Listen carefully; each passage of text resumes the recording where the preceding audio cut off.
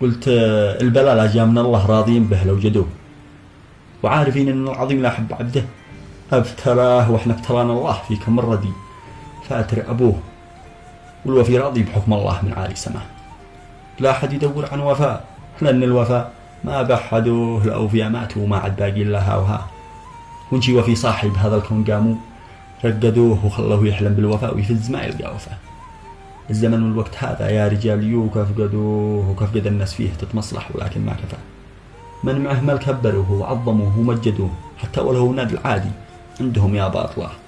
جميل لو ما هو حرام لجل القروش لا يعبدوه، ولو الدناني ربهم ما يتركوا فرض الصلاة.